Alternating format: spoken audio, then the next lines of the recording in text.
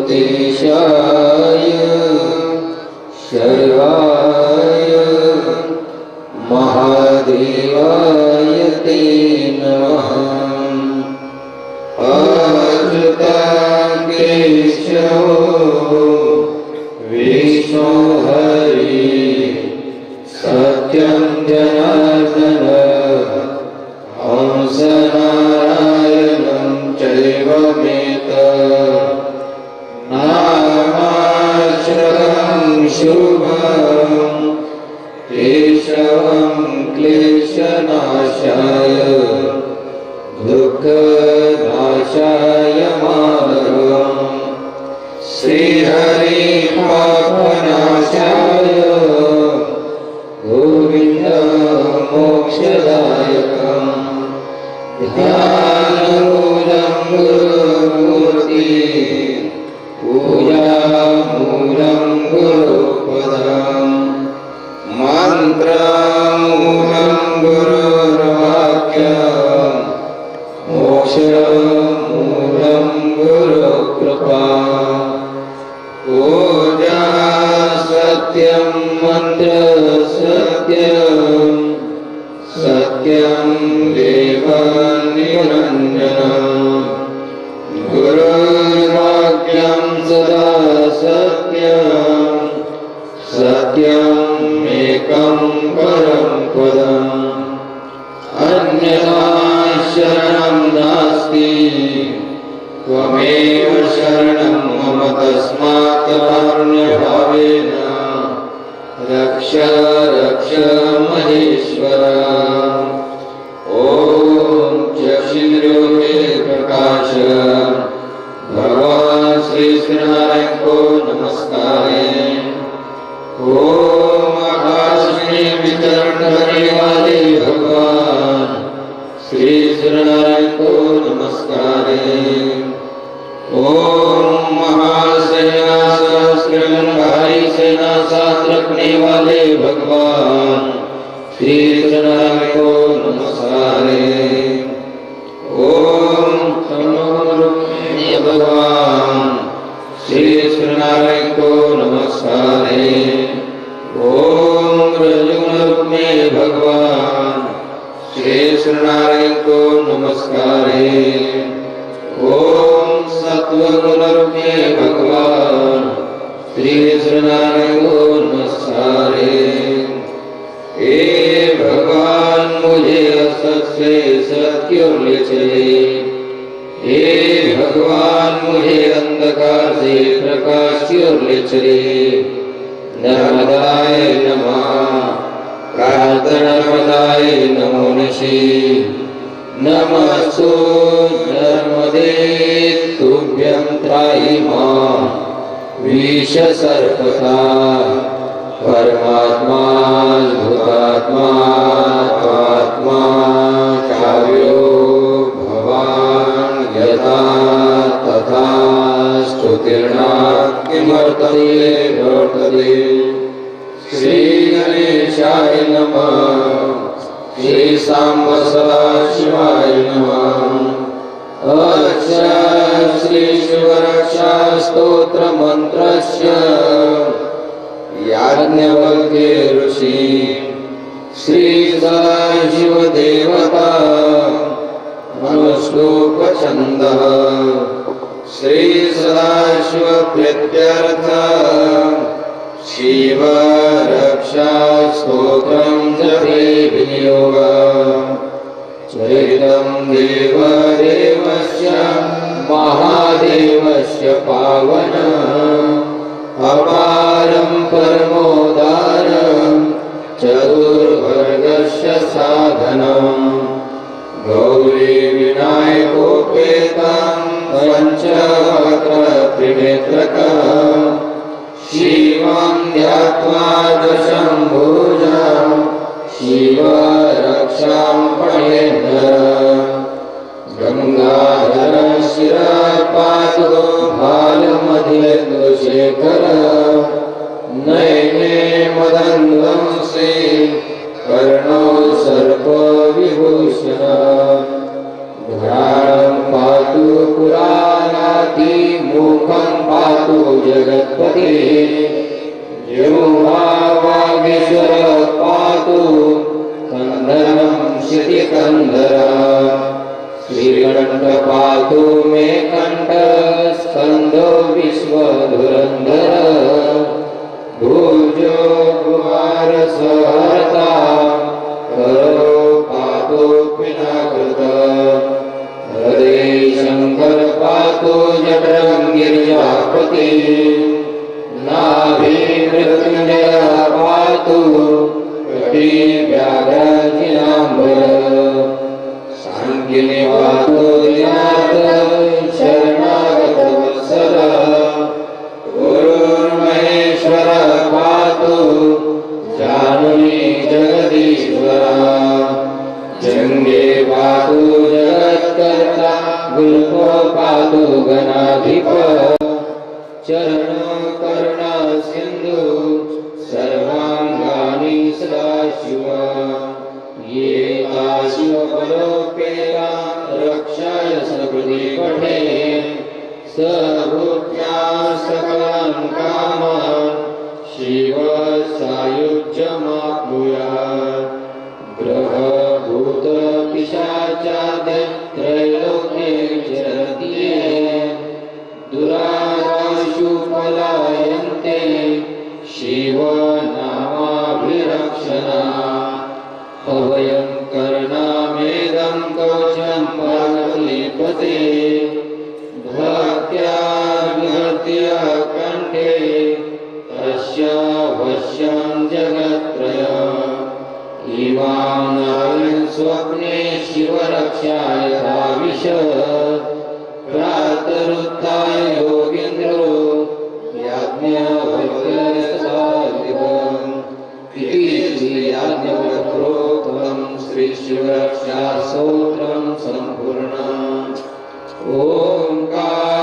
ओंकारबिन्दुसंयुक्त नित्यं ध्यायन्ति योगिनः कामलं मोक्षं चैव ओंकाराय नमो नमः नमन्ते ऋषयो देवा नमन्त्य सरसागरा नरा नमन्ति देवेश नकाराय नमो नमः महादेवं महात्मानं महाध्यानं परायणं महापापहरं देवं भकाराय नमो नमः शिवं शान्तं जगन्नाथं लोकानुग्रहकारकं शिवं एकं पदं नित्यं शिकाराय नमो नमः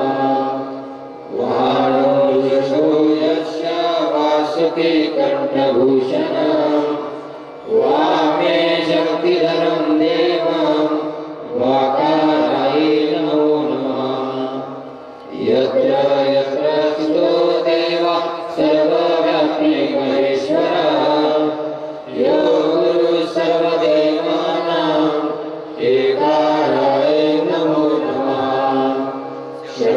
शरण्यस्तोत्रय पठे शिवसन्निधौ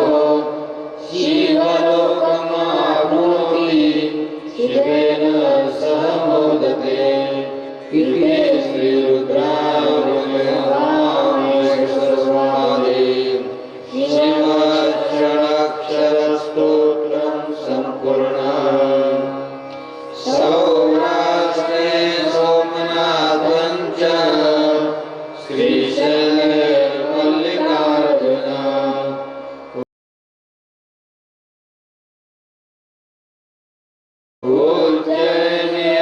उज्जयिन्यामहङ्काल ओंकारं ममलेश्वर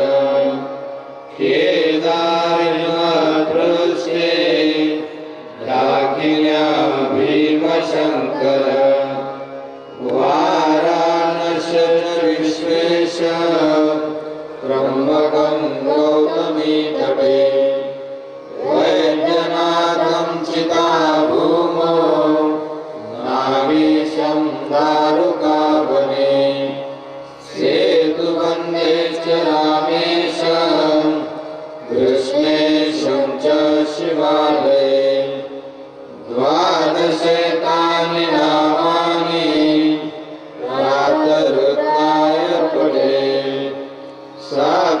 जन्मकृतं पापं स्मरणेन विनश्यति यं यं कामपेक्षैव पठेष्यन्ति नरोत्तमा तस्य तस्य फलप्राप्तिः भविष्यति न संशयः एतेषां दर्शनं देव पातकं नैव तिष्ठति कर्मक्षयो भवेत् तस्य यस्य दुष्टो महेश्वरः ॐ शर्वाय क्षितिमूर्ते नमः ॐ भवाय जलमूर्ते नमः ॐ रुद्राय वरुणमूर्ते नमः ॐ उग्राय वायुमूर्ते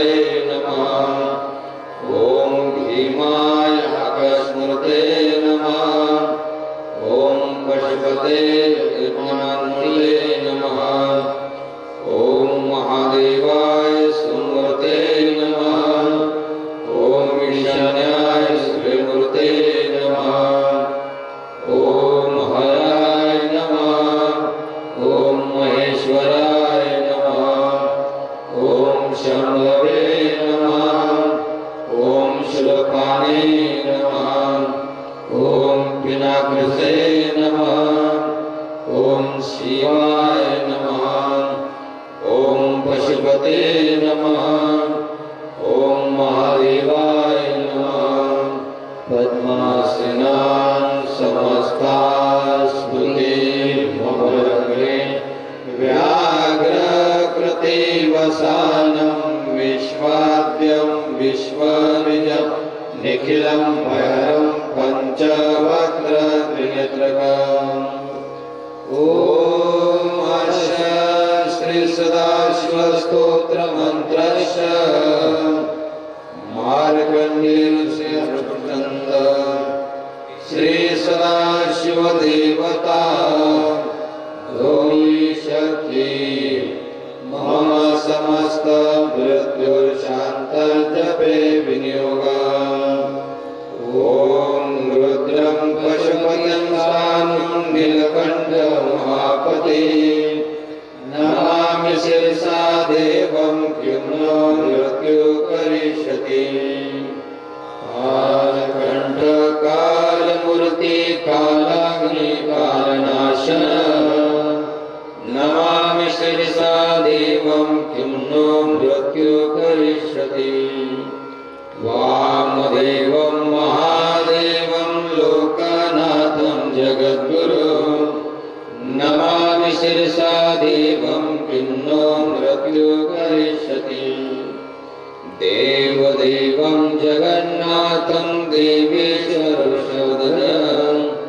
नमामि शिरसा देवं किं नो मृत्यु करिष्यति गंगाधरं महादेवं शङ्करशूलपाणिनं नमामि शिरसा देवं किं नो मृत्यु करिष्यति भस्मोद्गत सर्वांग नानाभरणधारिणं नमामि शिरसा देवं किं नो मृत्यु करिष्यति आनन्दं परमानन्दं कैवल्यपदगामिनं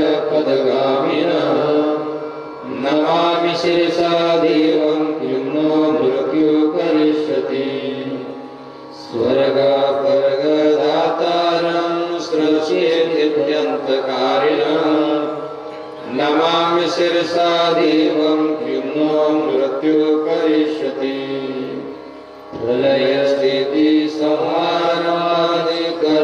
प्रलयस्थितिसंहारादिकर्तारमीश्वरं नमामि शिरसा देवं किं नो मृत्यु करिष्यति सत्यं सत्यं पुनः सत्यं मृत्युर्भुजमुच्यते वेदशास्त्रात् परं नास्ति न देव शङ्करात् परम् मार्कण्डेयमिदस्तोत्रया पठेत् शिवसन्निधौ तस्य मृत्युर्भयं नास्ति नमस्ते अग्निचोयवयमे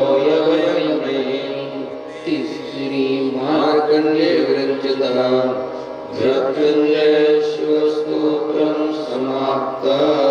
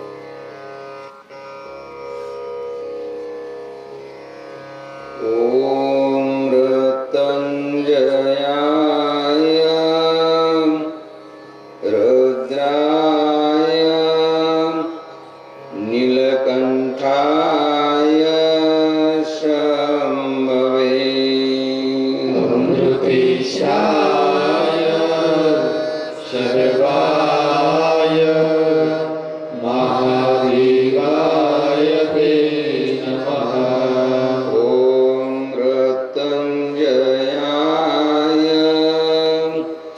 रुद्राय नीलकंठाय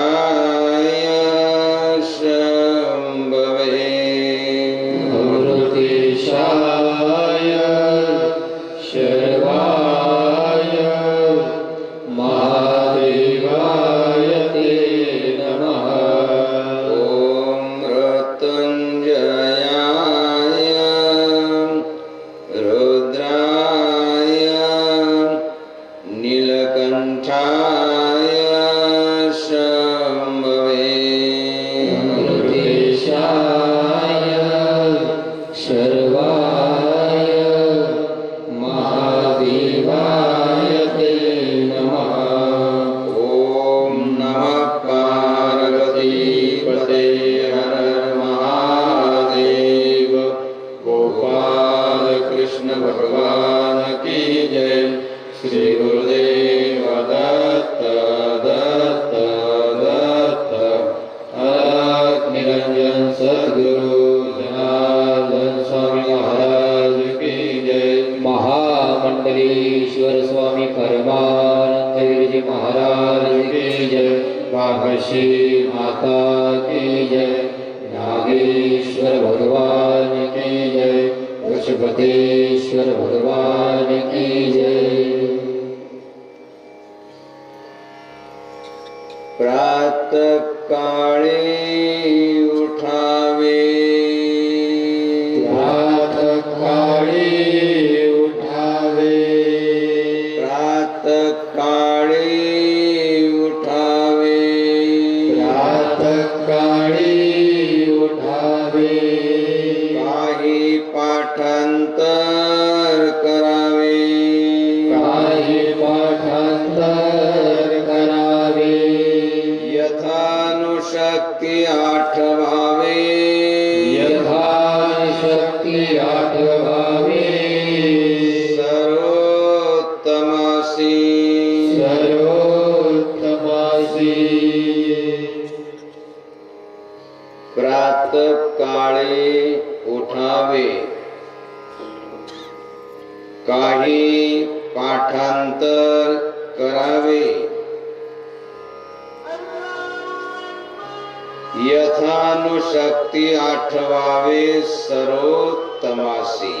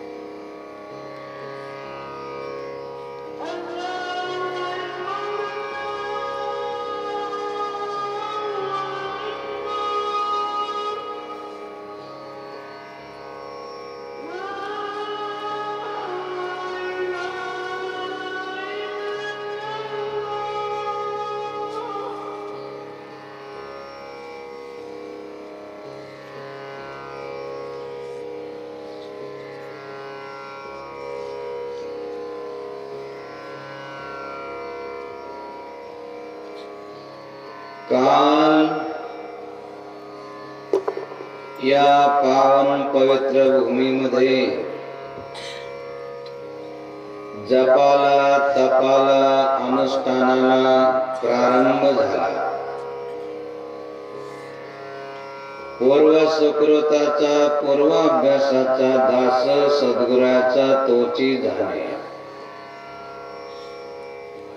जप तप अनुष्ठान करती ऋषी मुनी जन. ऋषी आहे, मुनी आहे, साधू संत आहे किंवा साधू संतांची भगवंतांची ज्यांच्यावरती कृपा आहे असे धर्मात्मा पुण्यात्मा घरदाराची मोहममता सोडून या ठिकाणी जपाला तपाला अनुष्ठानाला बसले. अनुष्ठानाला बसण्याच्या पूर्वी जपाचा तपाचा अनुष्ठानाचा जो महिमा आहे तो त्यांना समजून सांगण्यात आला. तप का ही जीवन भला जो करी जाने कोय, तप से चमके आत्मा माया का मूल धोय. जपान तपान अनुष्ठानान जे मायेचं आवरण आहे जीवात्म्यावरती ते निघून जात.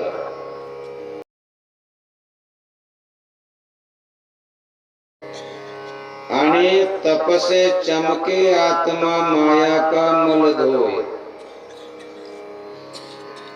जो नेहमी राहणार आहे, शरीर नेहमी राहणार नाही, ते तर क्षणोक्षणी बदलत राहत. परंतु आत्मा जो आहे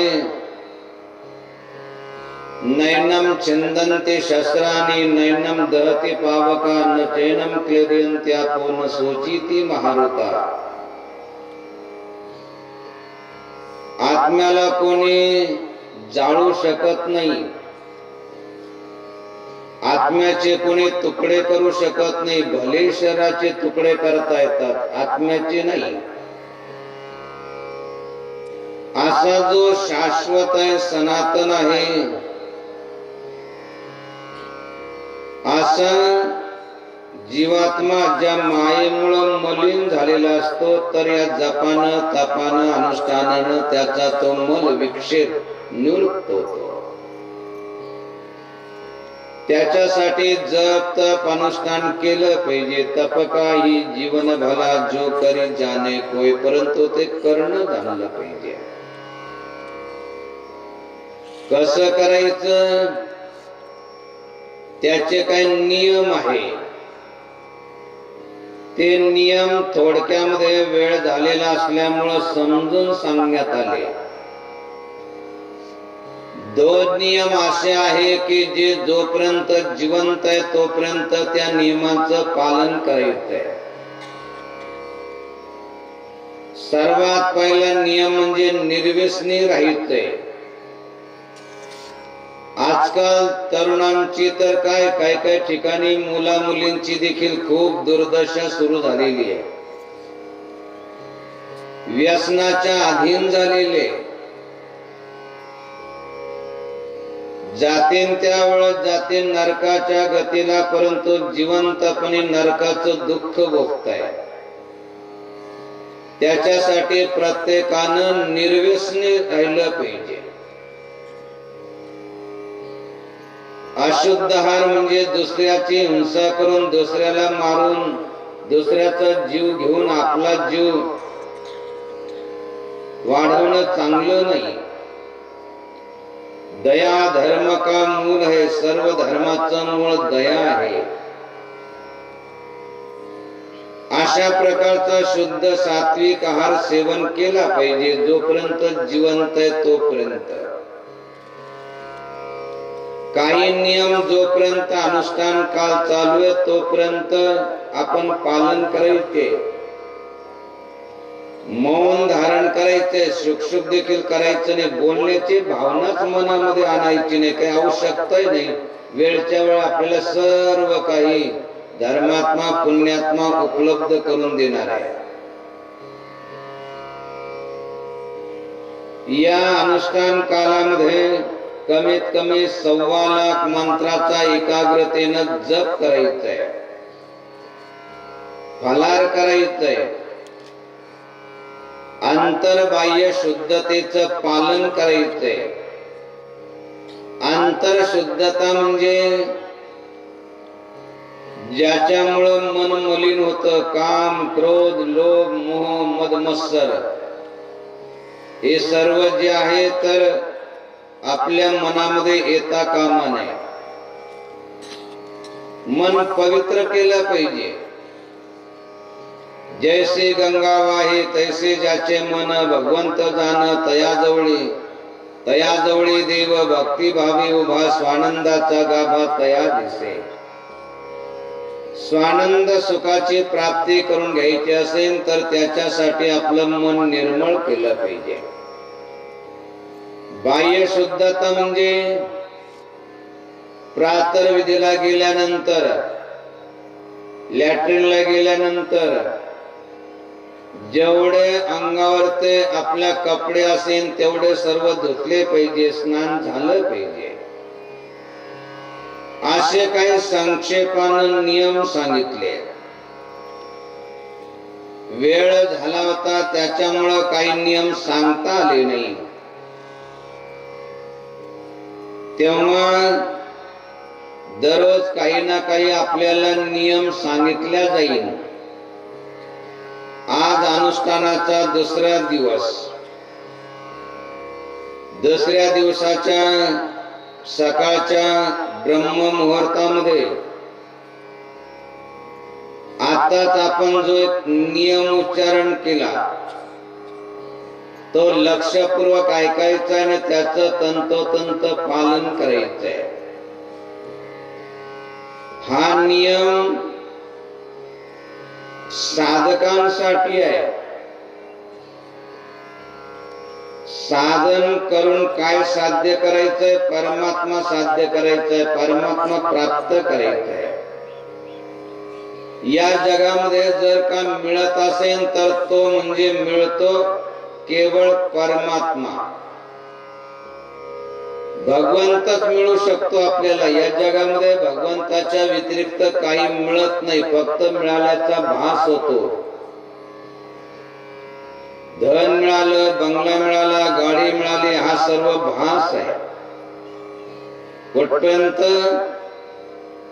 जोपर्यंत मृत्यू येत नाही तोपर्यंत.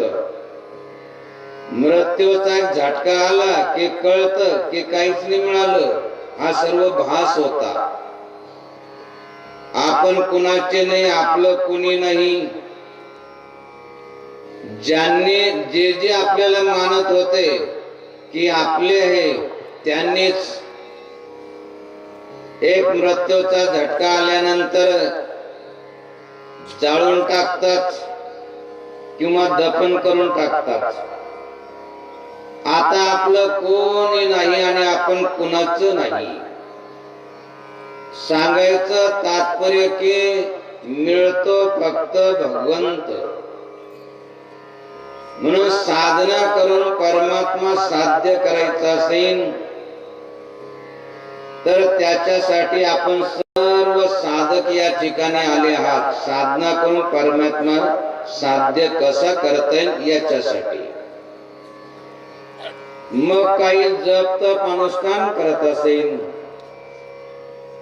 काही सत्संग प्रवचन श्रवण करत असेल,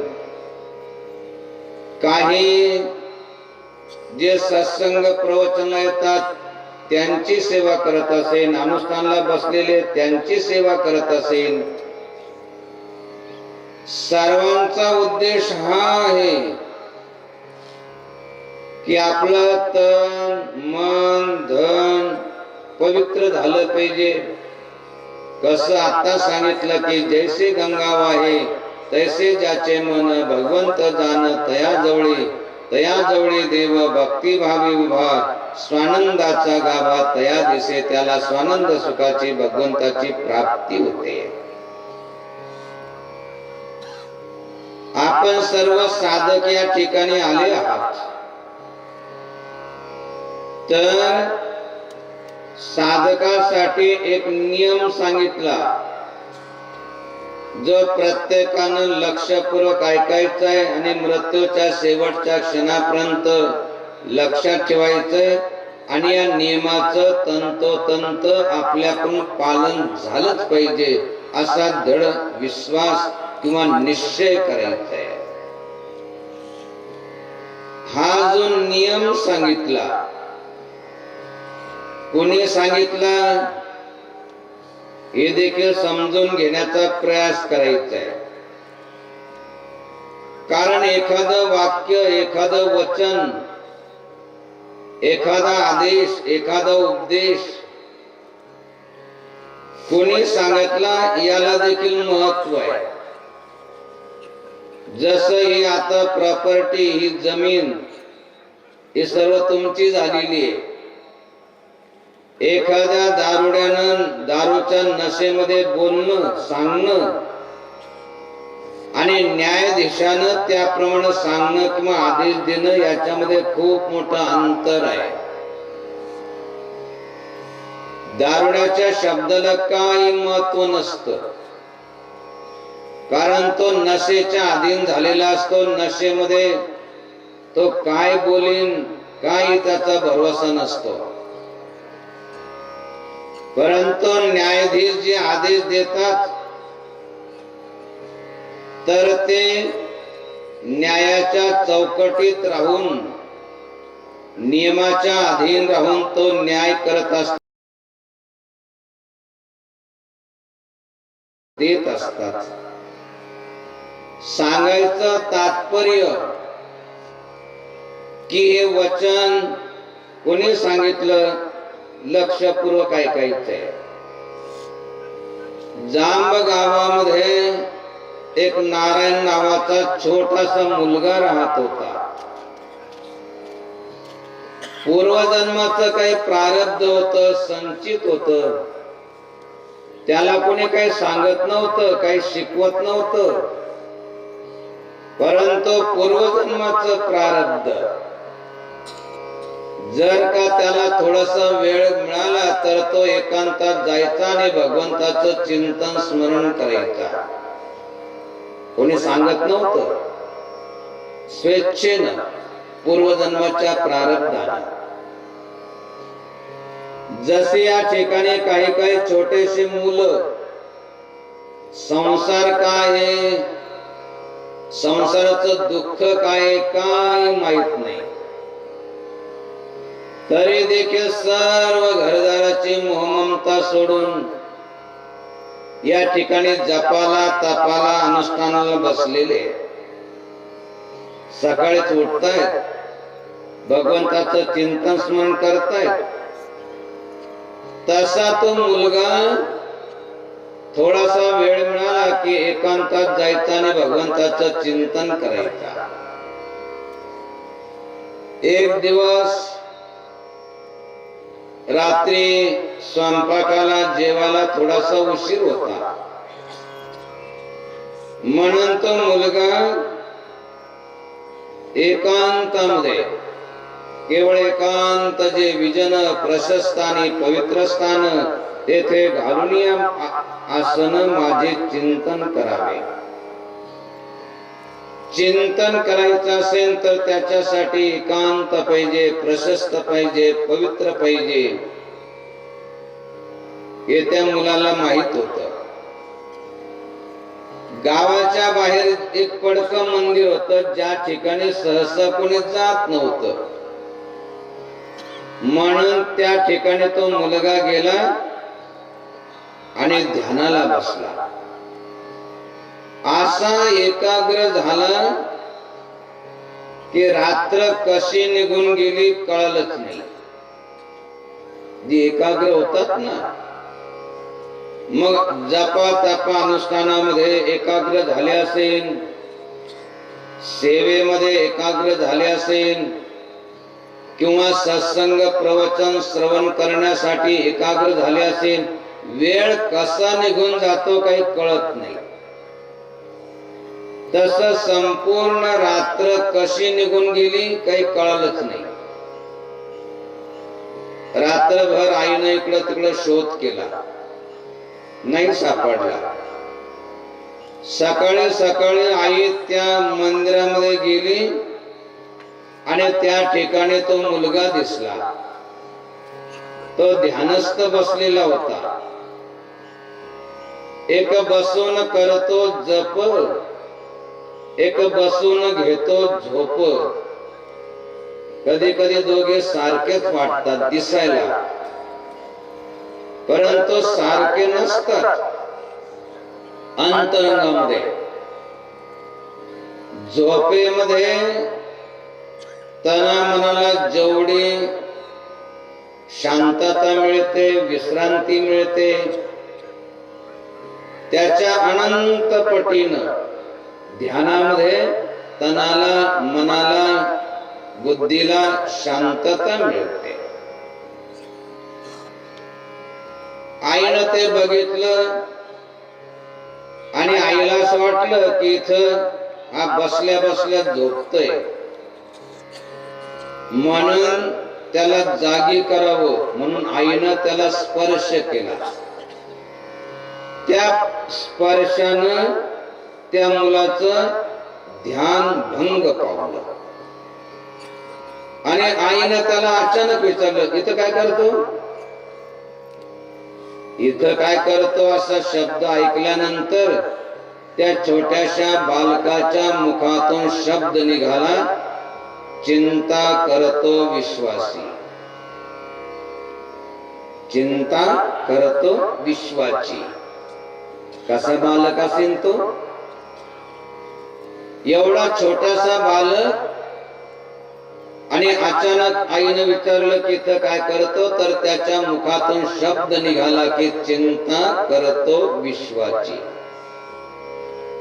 आता काही काहींना विश्व काय, विश्वाची चिंता काय, काय कळत नाही.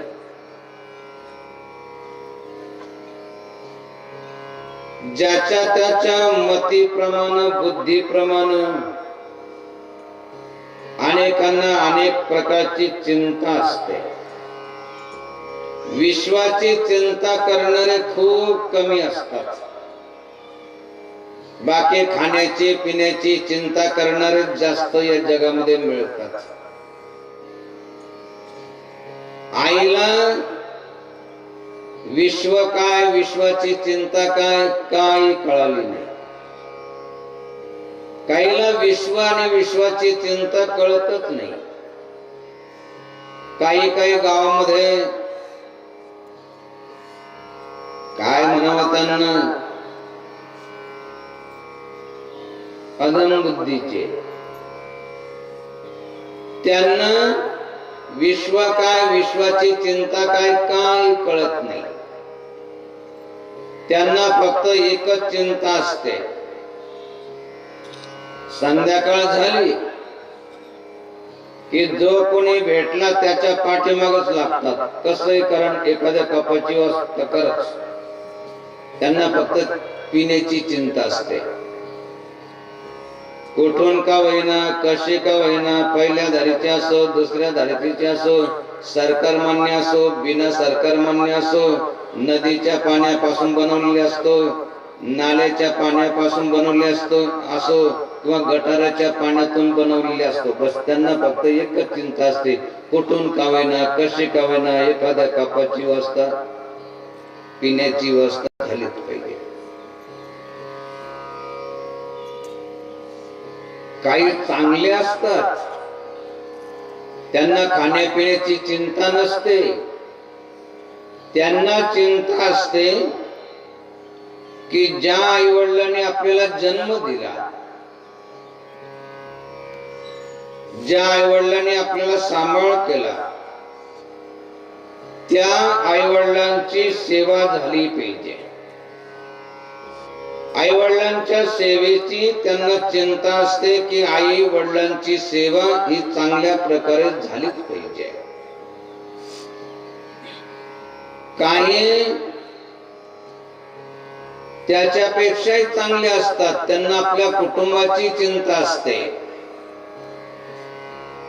आपल्या कुटुंबामध्ये प्रत्येकाला जे अत्यावश्यक आहे ते मिळालं पाहिजे. आई वडिलांची सेवा झालीच पाहिजे, पत्नीचा सांभाळ केल्याच गेला पाहिजे, मुलांना चांगले शिक्षण आणि त्याच्यापेक्षा महत्वाचे संस्कार त्यांना मिळाले पाहिजे.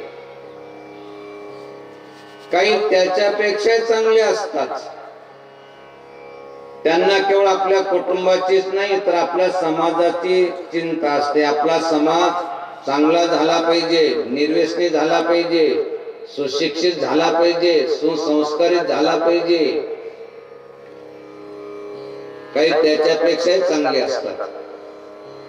त्यांना केवळ आपल्या समाजाची चिंता नसते तर आपल्या गावाची चिंता असते. आपलं गाव आदर्श गाव झालं पाहिजे, तंटामुक्त गाव झालं पाहिजे, भांडणमुक्त गाव झालं पाहिजे, आपलं गाव आदर्श झालं पाहिजे. आपल्या गावाची चिंता असते. काही त्याच्यापेक्षा चांगले असतात, त्यांना केवळ आपल्या गावाचीच नाही तर आपल्या भागाची, आपला भाग चांगला झाला पाहिजे, आपल्या भागामध्ये सर्व सुख सुविधा रस्ते आदी झाले पाहिजे. काहींना आपल्या तालुक्याची, काहींना आपल्या जिल्ह्याची, काहींना आपल्या राज्याची, काहींना आपल्या देशाची चिंता असते.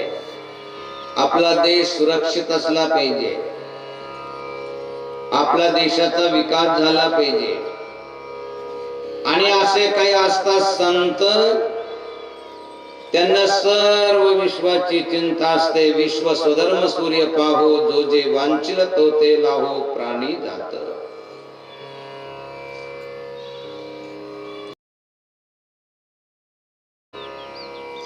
सर्व विश्वाची चिंता असते. दुरितांचे तिमिर जावो, विश्व स्वधर्म सूर्य पाहो, जो जे वांछिल तो ते लाहो, प्राणी जात. केवळ मनुष्य जातीचीच नाही तर संपूर्ण प्राणी जातीची त्यांना चिंता असते. संपूर्ण विश्व मध्ये सुख मिळालं पाहिजे, समाधान मिळालं पाहिजे, शांतता मिळाली पाहिजे. सांगायचं तात्पर्य की त्या बालकाच्या मुखातून शब्द निघाला, चिंता करतो विश्वाची. आईला नाही कळलं विश्व काय, विश्वाची चिंता काय, काही कळालं नाही. तो मुलगा लहानचा मोठा झाला, तरुण झाला, तशी त्याची चिंता वाढत गेली. कोणती? की विश्वाचं कल्याण कसं होईल, या विश्वामध्ये सुख समाधान शांतता कशी नांदेल. आणि तो मुलगा तरुण झाला तर आईची चिंता वाढली. कोणती? आता तरुण झाला, याचं लग्न केव्हा होईल आणि सून घरामध्ये केव्हा येईल याची चिंता. त्या तरुणाची चिंता की विश्वाचं कल्याण कसं होईल. आणि आईची चिंता याचं लग्न कसं होईल. आई नेहमी नेहमी म्हणायची की तू लग्न कर. तो म्हणायचा की मला लग्न नाही करायचंय, मला ब्रह्मचारी राहायचंय, मला विश्वाचं कल्याण करायचंय. आणि आई नेहमी म्हणायची की तू लग्न कर. एक दिवस जे आहे तर आई रडायला लागली की माझा मुलगा माझं ऐकत नाही, लग्न कर म्हणते तर लग्न करत नाही. आईला रडताना बघून त्या तरुणानं विचारलं की आई का बरं रडते? काय तुला दुःख आहे? काय तुझी इच्छा आहे? इच्छा शब्द ऐकला आणि आई म्हटली माझी इच्छा पूर्ण करशील? म्हटले हो. आई वडिलांची इच्छा तर मुलांना पूर्ण केलीच पाहिजे. काय इच्छा आहे तुझी? आई म्हटली की तुला मला बहुल्यावर ते चढलेलं पाहण्याची इच्छा आहे. पूर्वीच्या काळी जे वृद्ध आहे किंवा त्यांना माहित असेल, आता जसा मोठा मातीचा गणपती बनवतात तसा एक मोठा बोला बनवायचे.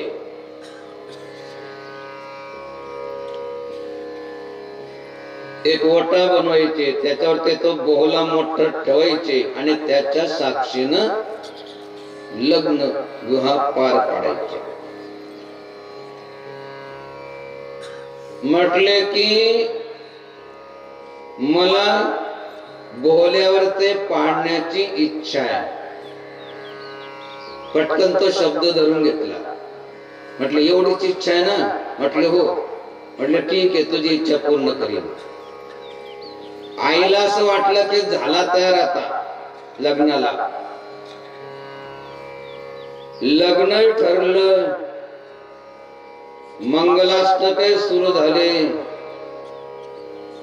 वाजंत्री सावधान, वराडी सावधान. त्या तरुणानं फक्त एकच शब्द ऐकला. संसारामध्ये तर पुष्कळ शब्द लोक उच्चारात करत राहतात. दुकानामध्ये तर पुष्कळ वस्तू ठेवलेल्या असतात. आपल्याला जेवढं आपल्या उपयोगाचं आहे तेवढं आपण घ्या, बाकी सोडून द्या. तो वाजंत्री शब्द तो त्याच्याकडे लक्ष दिलं नाही. वराडे शब्द त्याच्याकडे लक्ष दिलं नाही. फक्त एकच शब्द त्या तरुणानं ऐकला आणि त्याचा विचार केला की हे सर्व म्हणताय सावधान, नको नको मना गुंतो माया जाळी. आता माया जाळामध्ये गुंतण्याचा प्रसंग निर्माण झालेला आहे. आता सावधान झालं पाहिजे. एकदा ऐकलं, दोनदा ऐकलं,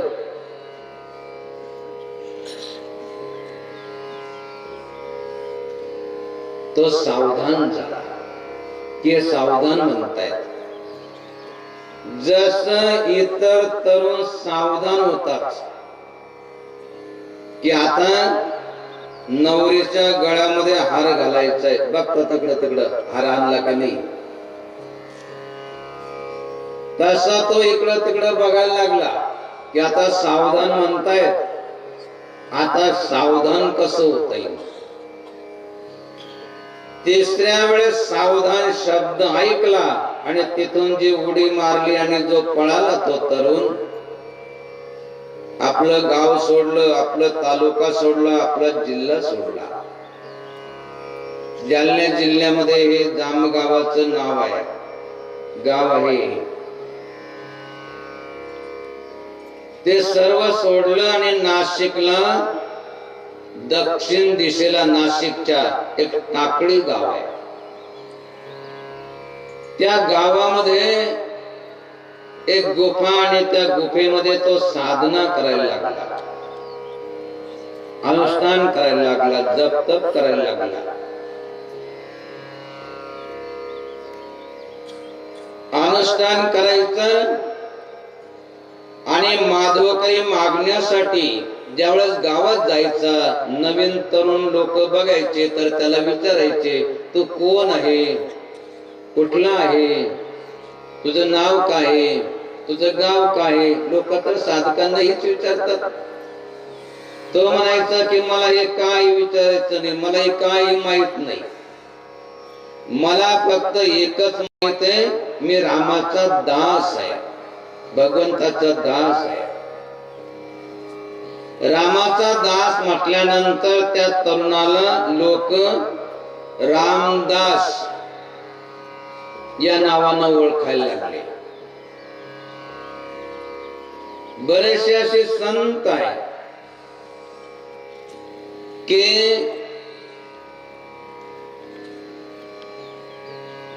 त्यांचं एखादं आचरण किंवा त्यांनी ते जे नेहमी वापरतात त्याच्याहून त्यांचं नाव पडतं.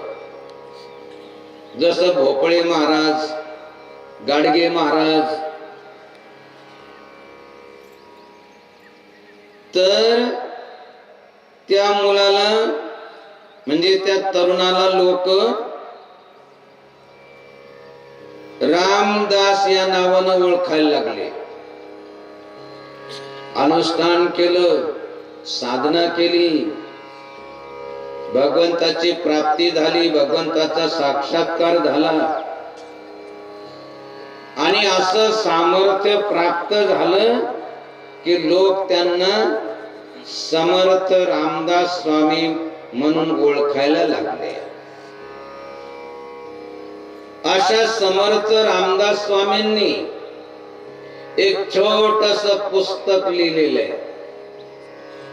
तस तो पुस्तक खूप लहान आहे. जसं श्रीमद भगवत गीतेचं पुस्तक अगदी लहान आहे, परंतु त्याच्यामध्ये जो उपदेश केलेला आहे तो संपूर्ण विश्वासाठी त्याच्यामध्ये गहन तत्वज्ञान आहे. तस ते पुस्तक भले लहान असेल परंतु त्याच्यासाठी त्यामध्ये जो उपदेश केलेला आहे तो महान आहे. त्या मनाच्या श्लोकामधला एक श्लोक रात्री जसा आपण ऐकला, मना सज्जना भक्ती पंथेची जावे, तरी श्रीहरी पाविजे तो स्वभावे, जनी निंदते सर्व सोडून द्यावे, जनी वंद्यते सर्व भावे करावे. मनाचे श्लोक, मनाला केलेला उपदेश जरूर आपण ते एखाद्या वेळेस ऐकावा, जरूर आपण ते एखाद्या वेळेस वाचा.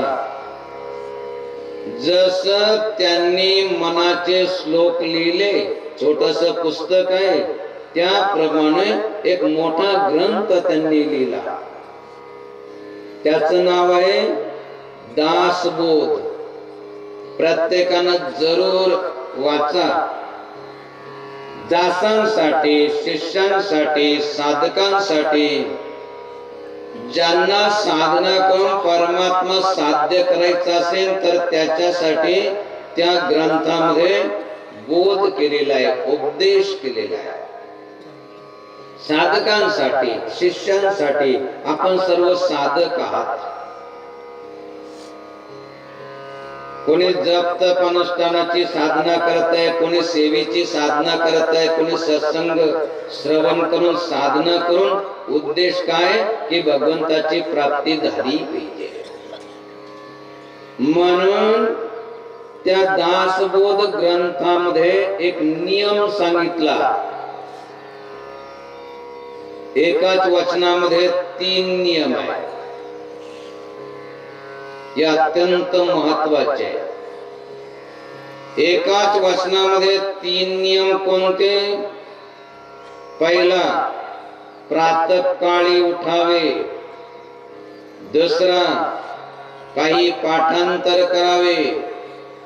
तिसरा नियम, यथानुशक्ती आठवावे सर्वोत्तमासी. हे तिन्ही नियम अत्यंत महत्वाचे आहे. आज पहिला नियम समजून घ्यायचा आहे.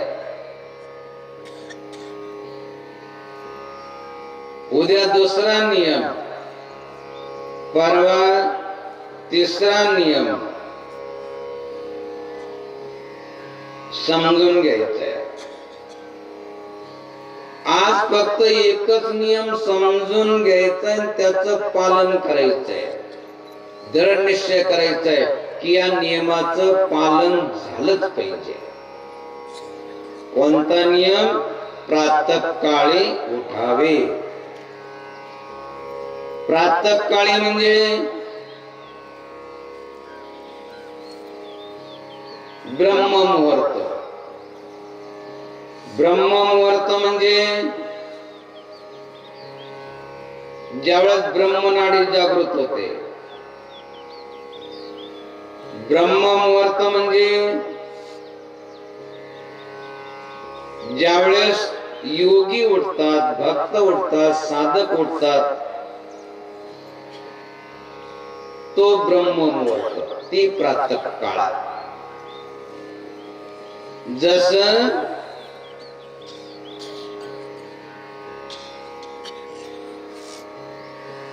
चार प्रहर रात्रीचे,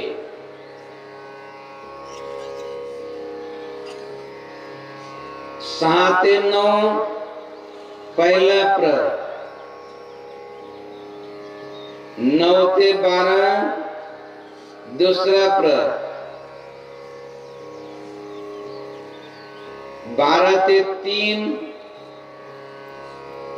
तिसरा प्रहर आणि 3 नंतर चौथा प्रहर. पहले प्रहर में सब कोई जागे, दूसरे प्रहर में भोगी, तीसरे प्रहर में तस्कर जागे, चौथे प्रहर में योगी. पहले प्रहर में सब कोई जागे, 6 ते 9 वाजेपर्यंत सर्व जागे असतात. पाठीमाग बघा लागल्यास रात्री किती होते आणि आता किती आहे पाहिलं? पाहिलं म्हणजे पाहत राहतो काय.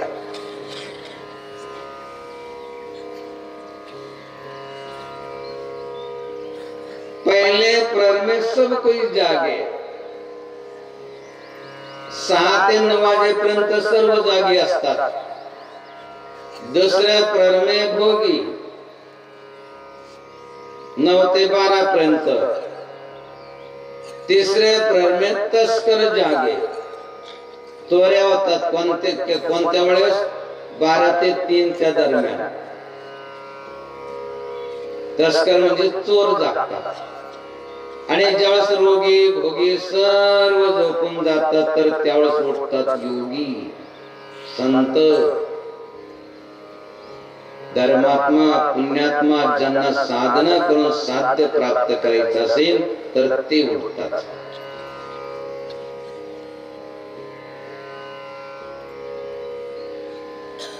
पहले प्रहर में सब कोई जागे, दूसरे प्रहर में भोगी, तीसरे प्रहर में तस्कर जागे, चौथे प्रहर में योगी. ज्यावेळेस योगी उठतात, संत उठतात, धर्मात्मा उठतात, पुण्यात्मा उठतात, त्यावेळेस आपण उठलं पाहिजे. ज्याला प्रातः काळ म्हणतात, ज्याला ब्रह्ममुहूर्त म्हणतात. अशा ब्रह्ममुहूर्तामध्ये ज्यांना ब्रह्माची प्राप्ती करून घ्यायची, भगवंताची प्राप्ती करून घ्यायची असेल तर त्यांनी ब्रह्ममुहूर्तामध्ये उठलं पाहिजे. आणि ब्रह्ममुहूर्तामध्ये उठून करायचं काय? एवढ्या सकाळी ब्रह्ममुहूर्तामध्ये कशासाठी उठायचं, काय करायचं? तर महान संत बहिणाबाई सांगते, ब्रह्ममुहूर्तामध्ये उठा आणि ब्रह्ममुहूर्तामध्ये उठून काय करायचं? स्नान, संध्या, जप, नित्य अनुष्ठान. संध्या जप नित्य अनुष्ठान. स्नान, संध्या, जप, नित्य अनुष्ठान. संध्या जप नित्य अनुष्ठान. हरि सावधान आत्मनिवेदन.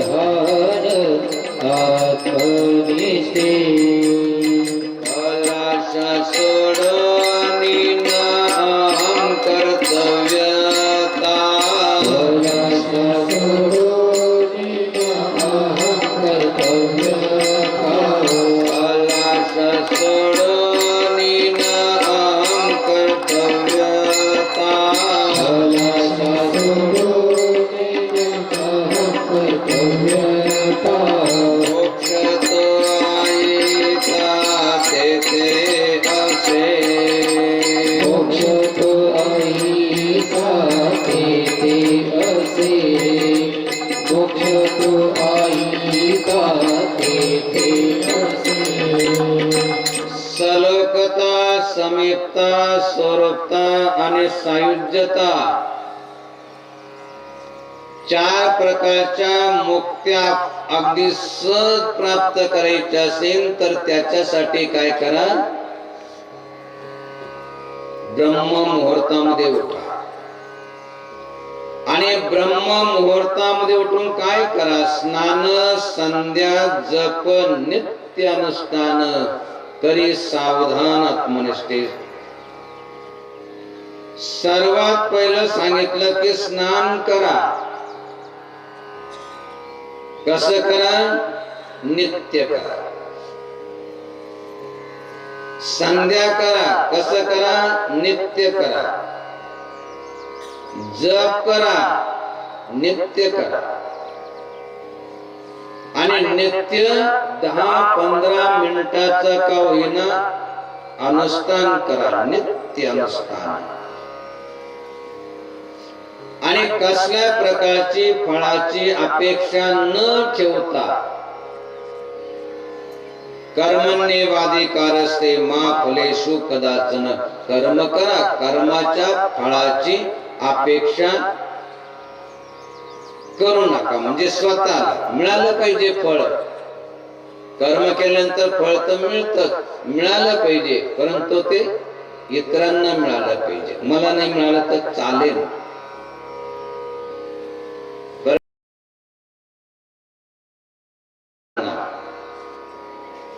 त्या कर्माचं फळ मिळालं पाहिजे. अगदी सहज मुक्त होऊन जा. म्हणून सर्वात पहिलं समजून घ्या की ब्रह्म मुहूर्तामध्ये उठल्यानंतर काय करा? दररोज उठा आणि दररोज करा. काय करा? नित्य स्नान करा. अनेक प्रकारचे स्नान आहे, समजून घ्या. हे सर्वचे सर्व स्नान करा. जल स्नान आहे, मंत्र स्नान आहे, वायू स्नान आहे, ब्रह्म स्नान आहे, देवता स्नान आहे, आसुरी किंवा राक्षसी स्नान आहे. आसुरी किंवा राक्षसी स्नान सोडून बाकी सर्वचे सर्व स्नान करा. सर्व स्नान करा. जल स्नान, मंत्र स्नान, भस्म स्नान, वायू स्नान, ब्रह्म स्नान, सर्वचे सर्व स्नान करा. आता हे सर्वचे सर्व स्नान कशासाठी करायचे? कारण प्रत्येक स्नानाचा वेगळा वेगळा महिमा आहे. जल स्नान म्हणजे पाण्यानं स्नान करायचं, दररोज करायचं. दररोज का करायचं? काय म्हणते 7-8 दिवसानंतर एकदा केलं तर नाही चालणार का? दररोज कशासाठी करायचं? दररोज याच्यासाठी करायचं की आपण निरोगी राहिले पाहिजे. निरोगी राहायचं असेल तर दररोज स्नान करा.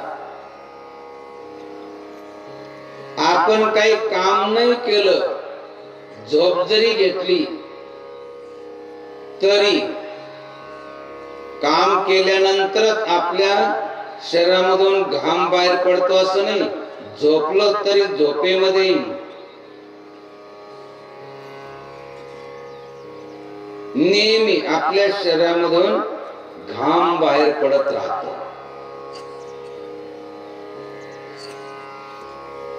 आणि त्वचेवरती आल्यानंतर तो थोडासा चिकट असतो, तिथं मळ साचतो, तिथं जंतू तयार होतात जे अत्यंत सूक्ष्म असतात. सूक्ष्म दर्शक यंत्राखाली बघितल्यानंतर ते दिसतात. एक दिवस जरी स्नान नाही केलं तर कितीतरी जंतू आपल्या शरीरावरती निर्माण होतात. त्याच्यासाठी पाण्यानं स्नान केल्यानंतर ते जंतू सर्व धुवून जातात, निघून जातात. जे अत्यंत सूक्ष्म असतात. आणि जास्त दिवस जर समजा स्नान नाही केलं तर ते अगदी मोठे होतात. मग सूक्ष्मदर्शक यंत्राखाली बघण्याची आवश्यकता पडत नाही, सामान्य डोळ्यानं देखील ते दिसतात. बऱ्याचशा बाया धरली की मारली, धरली की मारली. वा, पहिल्या काळामध्ये, आता नाही, आता चांगलं झालं बाया सगळं. आता स्नान करायला लागले दररोज.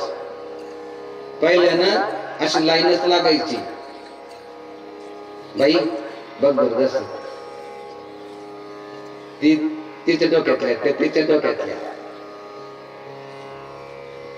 आता चांगलं झालं. पहिल्यानं कपड्यामध्ये उवा, डोक्यामध्ये उवा. आता बाय म्हणायचं बाई तिच्या जवळ झोपले, माझ्या डोक्यामध्ये उवा आला. आता ती बाई कोणाकडे झोपली असेल? दुसऱ्याच्या डोक्यातून वा येतात असं नाही, त्यांची उत्पत्ती स्वेदच आहे. स्वेदन म्हणजे घामापासून त्या निर्माण होतात, आपल्याच घामापासून. केवळ वाच तयार होतात असं नाही, ढेकणच तयार होतात असं नाही. कितीतरी जंतू आहेत, त्यांची उत्पत्ती स्वेदच म्हणजे घामापासून निर्माण होते. डॉक्टरकडे, वैद्याकडे एवढा वेळ खर्च करतात, पैसे खर्च करतात. तेवढा वेळ आणि पैसा तर काही आपल्याला स्नान करण्यासाठी लागत नाही. तेवढा तर खर्च आपल्याला येत नाही स्नान करण्यासाठी. दररोज जलस्नान करा. जलस्नानानं शरीराची शुद्धता होते.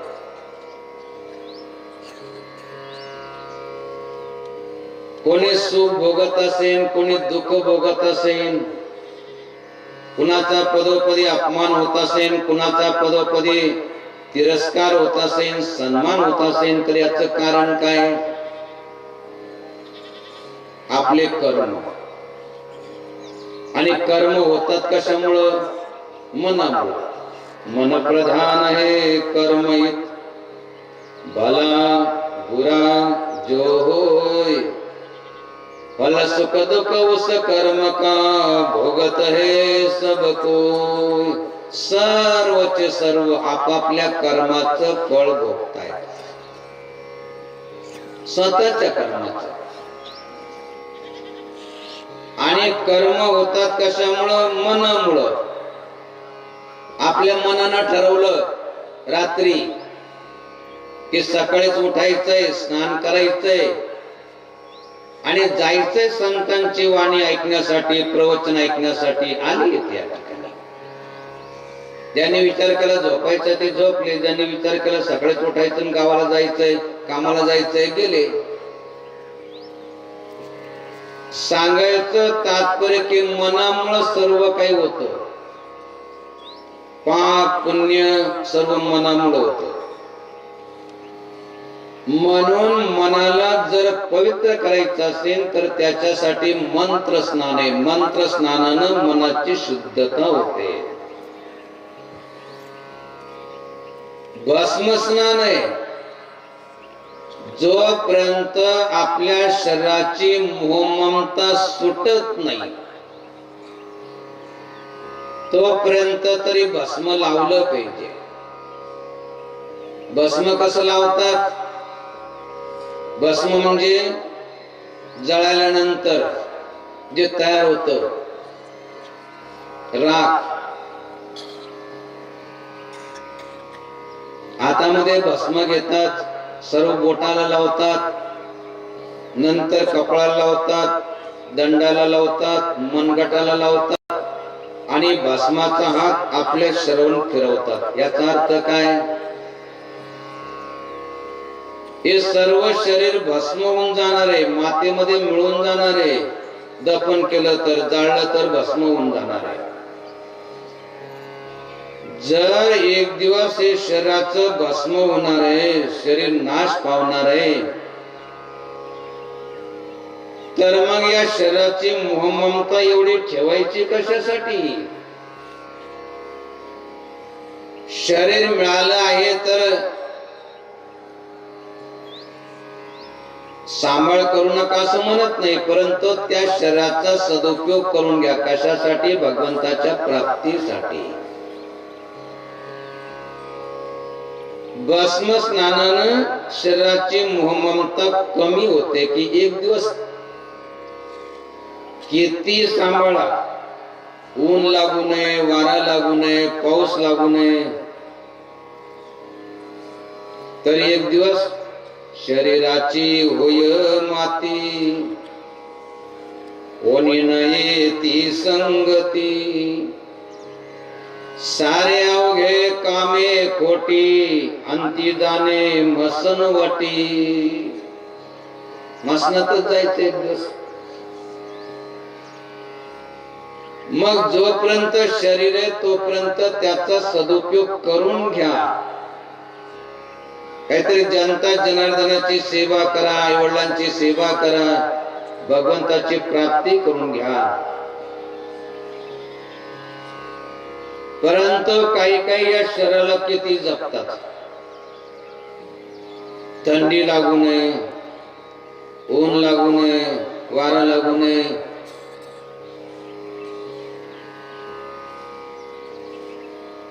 बर आपण तर जपतात, पण दुसऱ्याला तो सल्ला देतात.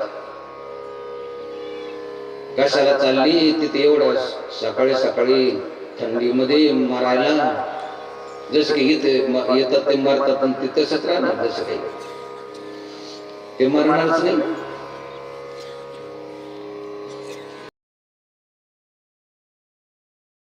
प्रत्येकाला सोडायचंच आहे.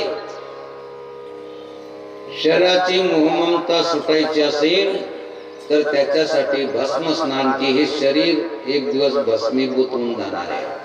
भस्म स्नान आहे, वायू स्नान आहे. सकाळी सकाळी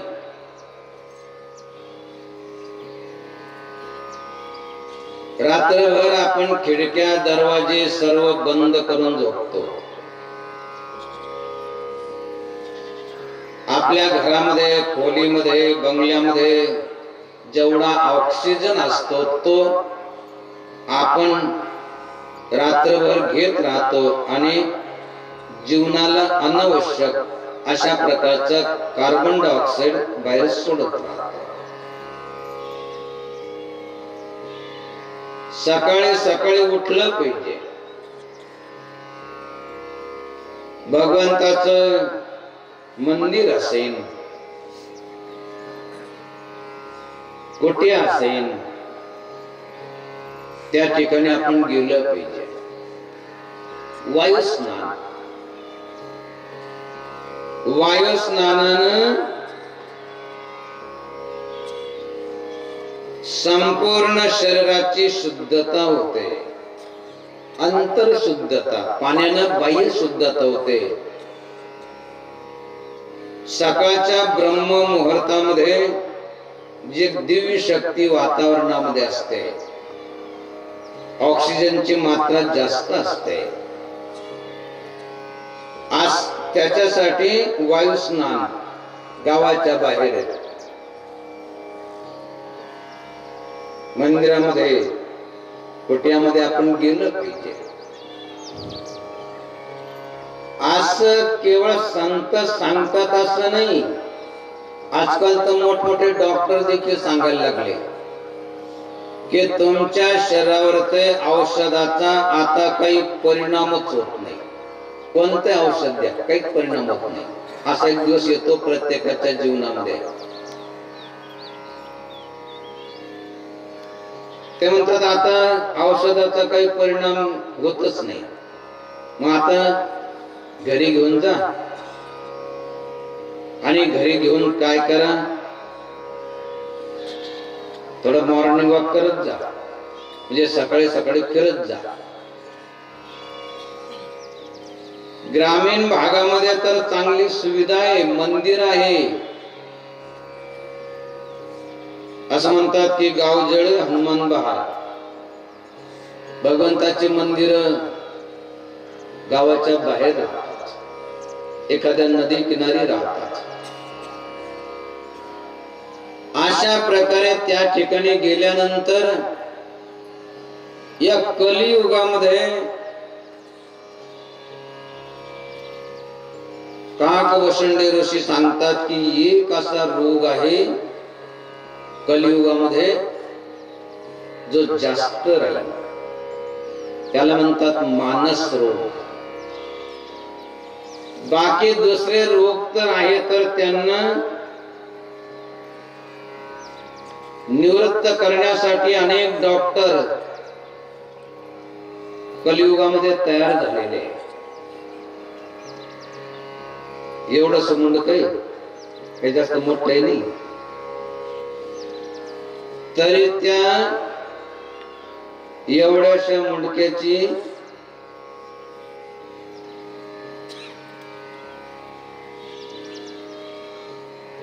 काळजी घेण्यासाठी किती डॉक्टर आहे. दाताचा वेगळा, घशाचा वेगळा, मेंदूचा वेगळा, डोळ्याचा वेगळा, कानाचा वेगळा, किती डॉक्टर आहे. परंतु या मानस रोगासाठी खूप कमी डॉक्टर आहे, आणि असले तरी ते काय म्हणतात, तुम्हाला तसं काही झालेलं नाही, पण तुम्ही जास्त विचार करतात आणि विचार तर मनातून जातच नाही, चिंता काळजी तर जातच नाही. मग त्याच्यासाठी सर्व निश्चिंत जीवन जगायचं असेल तर त्याच्यासाठी जे भगवंताच्या मंदिरामध्ये जातात, संतांकडे जातात, मानस रोग देखील त्यांचा, भवरोग देखील त्यांचा निवृत्त होतो. म्हणून वायू स्नान करा.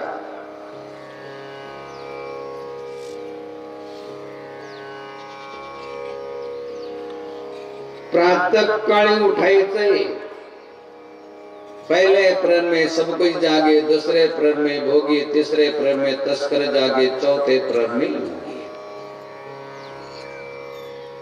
3 नंतर आपल्या शरीर. आता ब्रह्म मुहूर्तामध्ये का उठायचं? दिवस उगल्यानंतर नाही उठलत नाही चालत का? बरेचसे म्हणते एवढ्या थंडीमध्ये एवढ्या अंधारामध्ये कशासाठी उठायचं? चांगलं ऊन पडलं की मग उठायचं. ब्रह्म मुहूर्तामध्येच का उठायचं? तर ब्रह्म मुहूर्तामध्ये 3 नंतर आपल्या शरीरामध्ये एक ब्रह्मनाडी जागृत होते. ब्रह्मनाडी, आणि ती जागृत झाल्यानंतर जर आपण ब्रह्माचं चिंतन केलं, तर ब्रह्माचं ध्यान केलं, तर ब्रह्म ध्यासे स्वये ब्रह्मची होई जे. ब्रह्म ध्यासे स्वये ब्रह्मची होई जे. ब्रह्म ध्यासे स्वये ब्रह्मची होई जे. ब्रह्म ध्यासे स्वये ब्रह्मची होई जे. जीवत्व लोपी जे सहजची. जीवत्वलोपी जे सहजती. जीवत्वलोपी जे सहजती. ब्रह्म ध्यासे स्वये ब्रह्माची होई जे. जीवत्व लोपी जे सहजची. देव पाहावयासी गेलो तेथे देवच उंटेलो. पाहावयासी गेलो देव तेथे मी स्वयमेव. त्याच्यासाठी ब्रह्म मुहूर्तामध्ये उठा. त्यावेळेस ब्रह्मनाडी जागृत होते. आपल्या शरीरामध्ये कितीतरी नाड आहे, त्याच्यामध्ये 3 प्रमुख आहे. इडा, पिंगला आणि सुषुम्ना. नसे समजली? चंद्रस्वर, सूर्यस्वर आणि ब्रह्मस्वर. ते नसन समजलं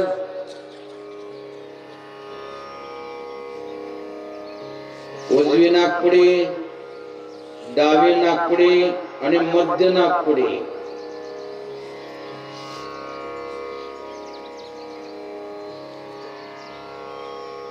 नेहमी या दोन्ही नाकपुड्या चालू राहतात असं नाही. कधी उजवी चालते, कधी डावी चालते. दिवसभर चेक करायचं, थोडस तपासून घ्यायचं.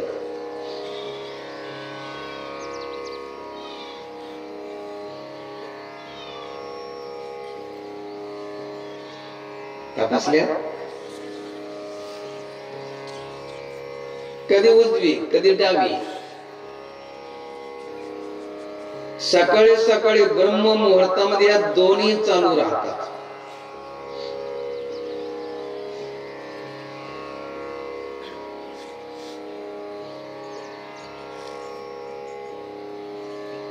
ज्यावेळेस डावी नाकपुडी चालू असेल तर त्यावेळेस समजायचं की आपला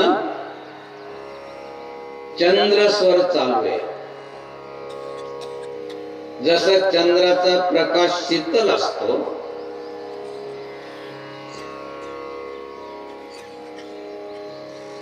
ही डावी नाकपुडी चंद्र स्वर शीतल. त्यावेळेस काय करायचं, द्रवरूप पदार्थ पाणी दूध आदी प्यायचं, सहज पचून जात. त्यावेळेस जेवण नाही करायचं.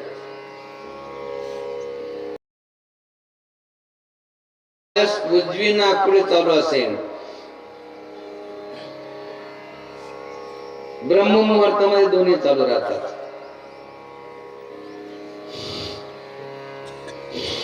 दोन्ही चालू आहे.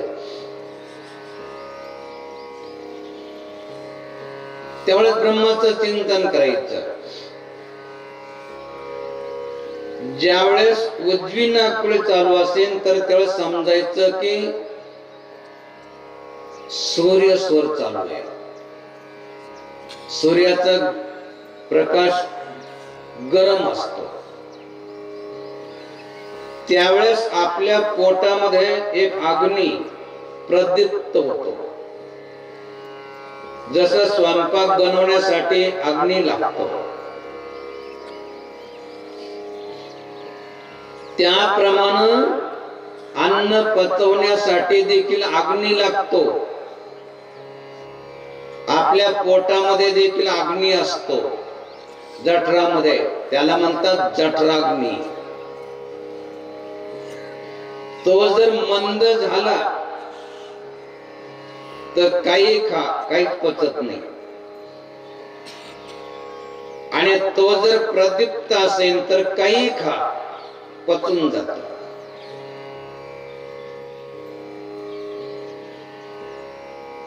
जठराग्नी ज्यावेळेस प्रदीप्त असतो म्हणजे उजवी नाकपुडी चालू असते, त्यावेळेस जर जेवण केलं तर सहज पचून जात.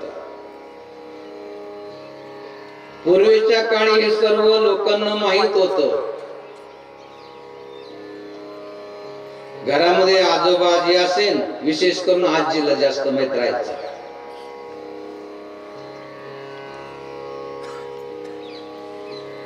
आजीला जर म्हटलं की आजी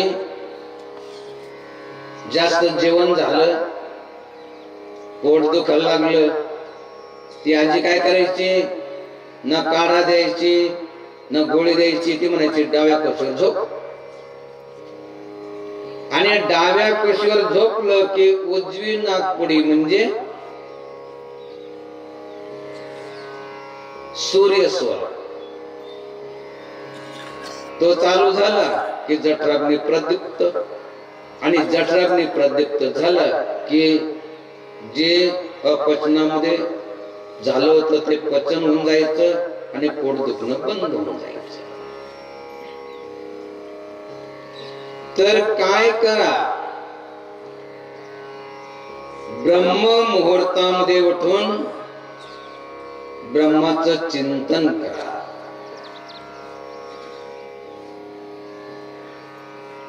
ते नाहीच करता आलं तर देवता स्नान तरी जरूर करा सूर्योदयापूर्वी. तो देवता लोकांमध्ये स्वर्ग आदी लोकांमध्ये जातो. दिवस उगल्यानंतर जे स्नान असतं त्याला असुरी किंवा राक्षसी स्नान म्हणतात. तो राक्षसाच्या गतीला जायचो. आपल्याला कोणत्या गतीला जायचंय आपण ठरवायचंय. जर चांगल्या गतीला जायचं असेल तर सकाळी उठा आणि सकाळी लवकर उठायचं असेल तर त्याच्यासाठी लवकर झोपा. लवकर झोपे लवकर उठे तया धन आरोग्य संपदा सर्व काही भेटे. सर्व काही भेटन आपल्याला. परंतु त्याच्यासाठी लवकर झोपायचं. लवकर म्हणजे 9 साडेनऊच्या दरम्यान नाही झोपता आलं तर 10 साडेदहाच्या दरम्यान झोपलंच पाहिजे. लवकर उठायचं म्हणजे 3 साडेतीनच्या दरम्यान नाहीच उठता आलं तर 4 साडेचारच्या दरम्यान उठलंच पाहिजे. आणि उठून काय करायचं? स्नान संध्या जप नित्यानुष्ठान करी सावधान अग्निष्ठे. स्नान करा, जल स्नान करा, मंत्र स्नान करा, भस्म स्नान करा, वायू स्नान करा, ब्रह्म स्नान करा, नाही जमलं तर देवता स्नान करा, संध्या करा. काही काही 4 वेळेस संध्या करतात. सकाळची संध्या, संध्याकाळची संध्या, दुपारची संध्या, रात्री 12 वाजता संध्या. नाही आपल्याला करता आली नका करू. एक टाइमची संध्या जरूर करा. म्हणजे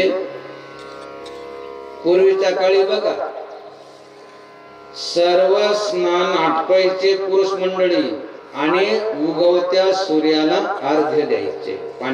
पाणी घ्यायचे तांब्याच्या तांब्यामध्ये आणि उगवत्या सूर्याला ते अर्घ्य द्यायचे. माता भगिनी संध्या करायच्या. मंत्र आपल्याला माहित नसेल काही हरकत नाही. काय करा? आपल्या घरामध्ये देवघर असेल तर तिथं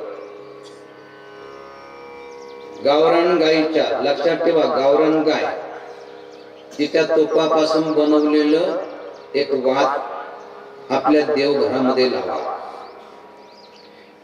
बऱ्याच बंगल्यामध्ये जाण्याचा योग येतो.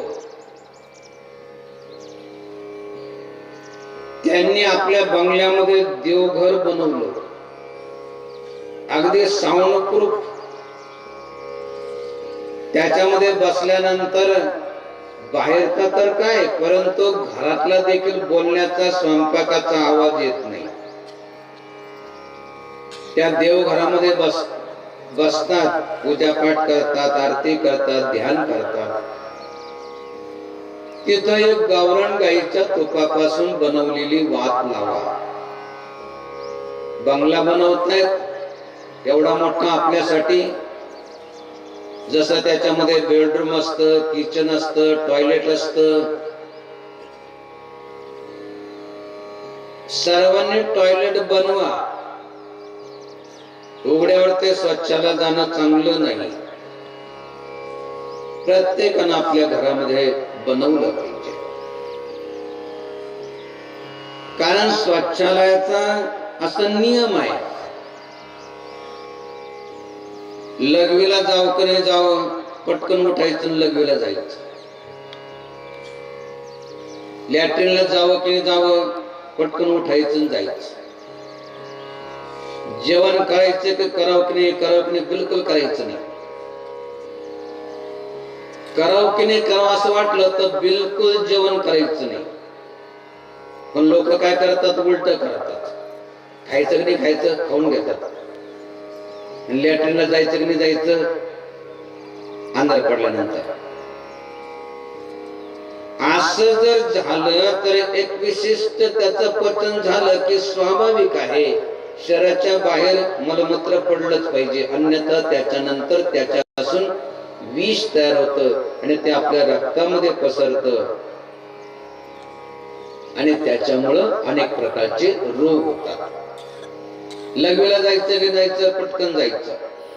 त्याच्यासाठी आपल्या घरामध्ये शौचालय असलं पाहिजे, तसं देवघर असलं पाहिजे. नसेन देवघर, देवारा ते नसेल तर संतांचे, भगवंताचे, वीरशूर पुरुषांचे फोटो आपल्या घरामध्ये लावा. अश्लील, उघडे नागडे, नटनट्यांचे फोटो बिलकुल आपल्या घरामध्ये ठेवू नका. जर त्यांच्यावर, त्या फोटोवर ते जे उघडे नागडे अश्लील फोटो आहे त्यांच्यावर ते जर दृष्टी पडली तर मुला मुलींची, तरुण तरुणींची शरीरामध्ये प्रचंड एक सुसुप्त शक्ती असते, तिचा नाश होतो. परंतु जर का देवी देवतांच्या, साधू संतांच्या, गुरुजनांच्या, वीरशूर पुरुषांच्या फोटोवर ते जर दृष्टी पडली तर आपल्या शरीरामध्ये प्रचंड सुसुप्त शक्ती, तिचा विकास होतो. त्याच्यासाठी तिथं एक गावरान गाईच्या तुपापासून बनवलेली वात लावा. तरी संध्या दररोज जप करा. 10-15 मिनिटाचा कोण अनुष्ठान करा. अनुष्ठान कसं करायचं आपल्याकडून करून घेतल्या जात आहे. घरी गेल्यानंतर हे सर्व करा. तर सर्वात पहिला नियम, प्रातःकाळी उठावे. आपणही उठा आणि दुसऱ्यालाही उठवा. बऱ्याचशा गावामध्ये आयातून परंपरा, 2-3 वृद्ध का होईना सकाळी सकाळी काकडा भजन म्हणत राहतात. उठा उठा साधू संत, साधा आपला लेहित, जाईल हा नरदेह मग कैसा भगवंत. आपणही उठवा, दुसऱ्याला उठवा, पण कुणाला उठवा आणि कुणाला उठवू नका हे मात्र समजून घ्या. उठवायचं म्हणजे कुणाला उठवत बसा. साधू जगाइए करे नाम का जाप, ये तीनों सोते भले साकट सिंह और सांप. सोता साधू जगाइए. संत झोपले असेल तर त्यांना उठवा. याचा अर्थ सकाळी संत झोपतात असं नाही. सकाळी जो झोपतो तो कधी संत होऊ शकत नाही, तो साधक होऊ शकत नाही, तो शिष्य होऊ शकत नाही. विद्यार्थिनींनी सकाळी उठलं पाहिजे.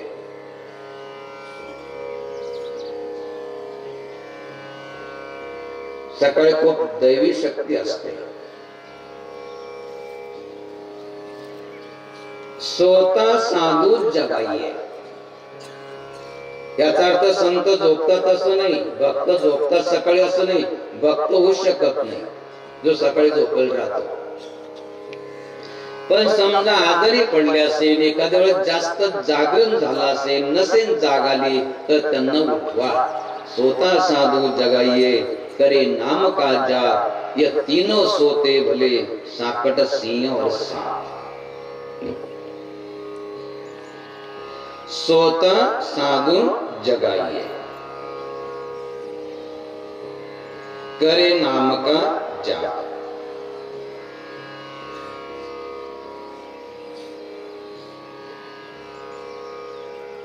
तो ध्यान करेन, जप करेन तर त्यांचं काही पुण्य आपल्याला येईल. स्वतः साधू जगाइए करे नाम का जाप, ये तीनों सोते भले साकट सिंह और सांप. 3 झोपलेले चांगले. 3 कोण कोण? साकट दुर्जन झोपलेला चांगला, व्यसनी झोपलेला चांगला, सिंह झोपलेला चांगला आणि साप झोपलेला चांगला. आता शेवटी नाव घेतलं सापाचं आणि सर्वात पहिलं नाव घेतलं दुर्जनाचं. साकट म्हणजे दुर्जन. दुर्जन साप आणि सिंहापेक्षा अत्यंत वाईट.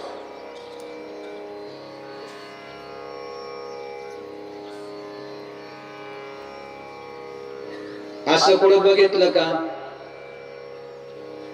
एखादा व्यक्ती पुढे पळतो आणि त्याच्या पाठीमागे साप लागलेला आहे, त्याला साप त्याच्या पाठीमागे त्याला चावण्यासाठी किंवा त्याचा जीव घेण्यासाठी पळतोय असं कुठं दिसतं का?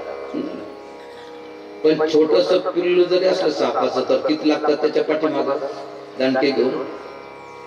मग चांगलं कोण वाईट कोण?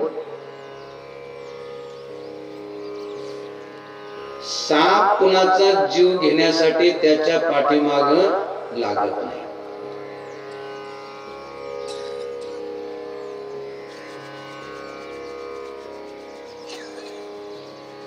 हा, सापाच्या पाठीमाग नाही लागतात. साप दुसऱ्याला चावत नाही. आणि चावतो केव्हा? त्याच्या अंगावर ते पाय पडल्यानंतर. कारण त्याला हात नाही, पाय नाही, बोलता येत नाही. त्याच्या शरीरावर ते पाय पडल्यानंतर तर त्रास होतोच. आणि जाणीव करण्यासाठी त्याला फक्त एकच उपाय, तो चावतो. चावल्यानंतर जर विषारी असेल तर मृत्यू होतो. विषारी साप कमी आहे, बिनविषारी जास्त आहे. ते चावल्यानंतर एक तर चावतच नाही, चावल्यानंतर काही होत नाही. पण बरेचसे लोक त्याला मारून टाकतात. आजकाल बरेचसे सर्पमित्र तयार झालेले. एखाद्या ठिकाणी साप दिसला तर ते त्याला पकडतात आणि सोडून देतात. जिथं जास्त लोकांची वस्ती नाही,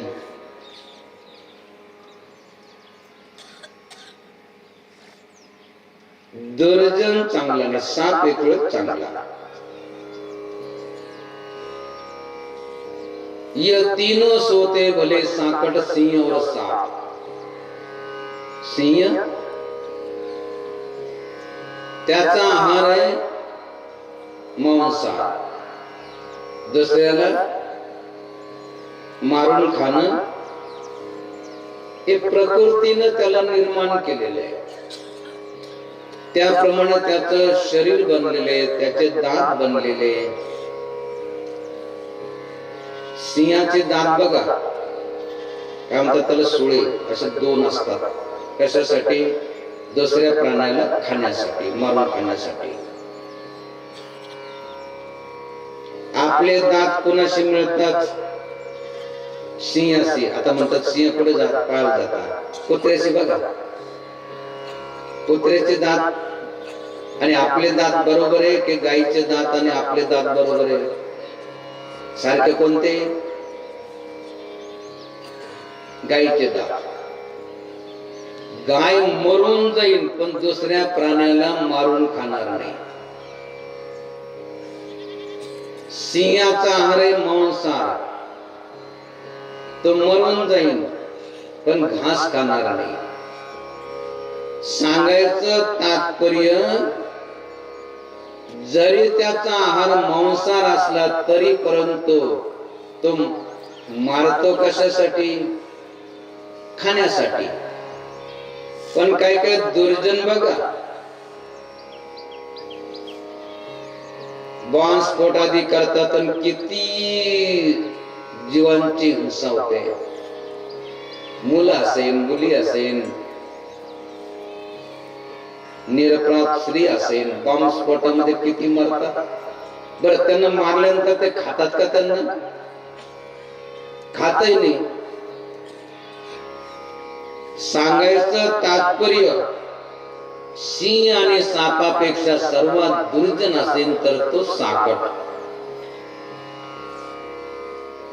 दुर्जन कोटा साप से तासे ईश बचाय. साप मिले मार्ग तजे, दुर्जन तजान जाय. आपण जर चाललो, जर समजा आपण सापाला बघितलं, सापानं आपल्याला बघितलं, साप आपल्या रस्त्यानं निघून जातो. तो काय आपल्या पाठीमागे लागत नाही. पण आपण दुर्जनाला बघितलं, दुर्जन आपल्याला बघितलं, आपण म्हटलं की नको त्याची भेट, आपण जर दुसऱ्या गल्लीनं जर निघालो तर तो तिकडून आडवा होतो. वाईट कोण? दुर्जन. म्हणून दुर्जनाला सकाळी उठवायचं नाही. स्वतः साधू जगाइये करे नाम का जाग, ये तीनों सोते भले साकट सिंह और साप. दुर्जन झोपलेला चांगला, व्यसनी झोपलेला चांगला, त्याला उठवायचं नाही. कारण तो जर का तंबाखू खाणारा असेल, आपण सडा समर्थन केलं तर तिथं थोकून देईल. तो जर सिगारेट बिड्या पिणारा असेल तर तिथं धूर सोडून देईल, आपल्याला कॅन्सर होईल. आणि तो जर का पिणारा असला, पिणारा म्हणजे दूध पिणाऱ्याची गोष्ट नाही चालली, तो जर का पिणारा असला तर सकाळी सकाळी शिव्या देत बसन. तो झोपलेला चांगला. आणि कायमचं झोपलं तर मग तो गलत गेली गावातली गल्लीतली. त्याच्यासाठी काय करा, असे जे व्यसनी आहेत, दुर्जन आहेत, त्यांना झोपू द्या. लागल्यास आपल्या अंगावरची गोधडी त्याच्या अंगावर टाकून द्या. झोप म्हणा. आता गोधडी नाही राहिल्या जास्त, आता रजाई आल्या, आपल्या अंगावरची रजाई त्याच्या अंगावर झोप टाकून द्या. म्हणजे झोप चांगली, झोपू द्या त्याला. कारण तो झोप उठल्यानंतर आपल्यालाही काही करू देणार नाही, तोही करू देणार नाही. त्याच्यासाठी ते झोपलेले चांगले. आणि कायमचे झोपले तर मग बलात गेली गावातली गल्लीतली. आपण मात्र काय कराय, सकाळीच उठा, प्रातः काळी उठावे, काही पाठांतर करावे, यथानुशक्ती आठवावे सर्वोत्तमासी. म्हणून बऱ्याचशा गावामध्ये आणि बऱ्याचशा घरामध्ये हा नियम घेतला. कोणी जे अनुष्ठान करणारे असेल, सेवा करणारे असेल, सत्संग प्रवचन करणारे, श्रवण करणारे असेल, ते सर्व धर्मात्मा पुण्यात्मा काय करतात की ब्रह्म मुहूर्तामध्ये उठतात. आणि ब्रह्म मुहूर्तामध्ये काय करतात, स्नान करतात, संध्या करतात, जप करतात, भगवंताची पूजापाठ करतात, भगवंताची आरती करतात.